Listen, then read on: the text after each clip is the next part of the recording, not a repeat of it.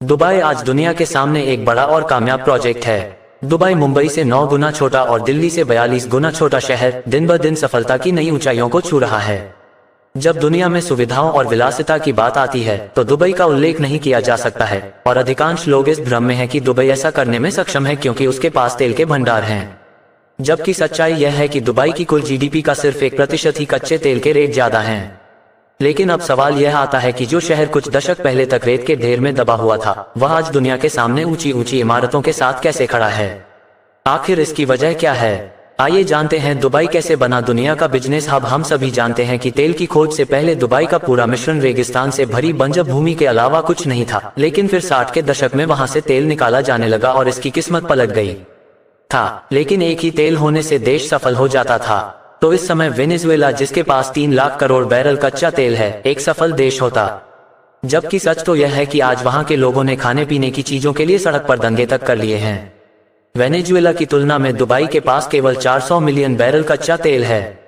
लेकिन दोस्तों, अब सवाल आता है कि अगर दुबई ने यह कमाल किया तो कैसे?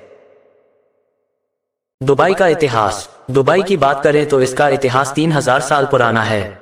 लेकिन अगर देखा जाए तो दुबई का इतिहास 1833 से शुरू हुआ। दुबई संयुक्त अरब अमीरात की फारस की खाड़ी में स्थित है, जिसकी सीमा दक्षिण में अबू धाबी और उत्तर पूर्व में शारजाह से लगती है।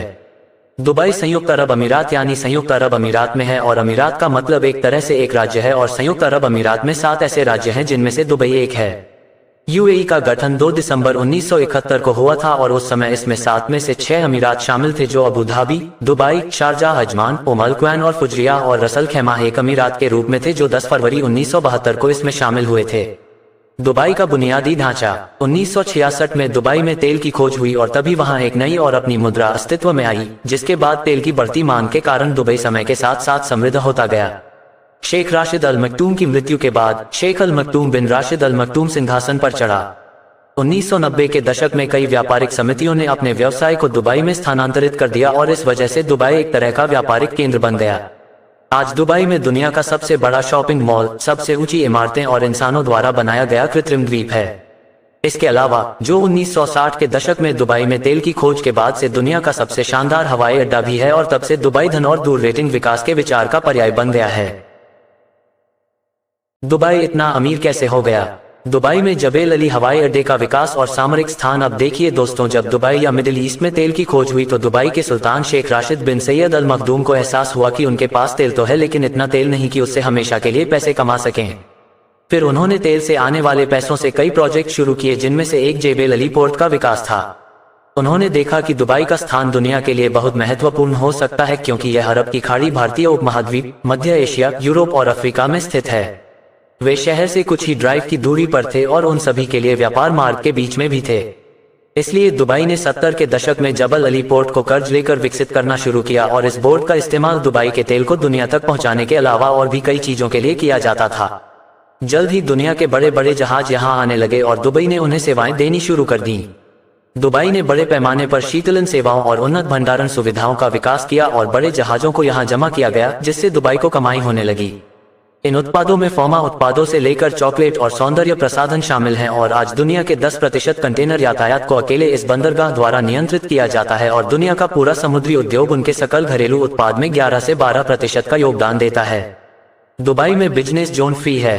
बंदरगाह के विकास के बाद दुबई यही नहीं रुका और यहाँ फ्री जोन बनाने लगा।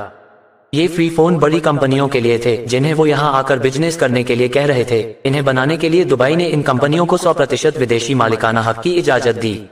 वहीं भारत समेत कई देशों में उस समय और आज भी यह नियम है कि अगर कोई विदेशी कंपनी वहां अपना कारोबार स्थापित करना चाहती है तो उसे किसी भारतीय कंपनी को अपना पार्टनर बनाना होगा। इसके बाद दुबई ने भी इन व्यवसायों को अपना सारा मुनाफा और कमाई वापस अपने देश ले जाने की खुली छूट दे दी, जो कोई भी देश नहीं करता। इतना ही नहीं, दुबई ने सभी आयात और निर्यात कर भी हटा दिए। इसका फायदा ये हुआ कि दुनिया की 500 बड़ी कंपनियों में से 140 ने यहाँ अपना बेस बनाया है।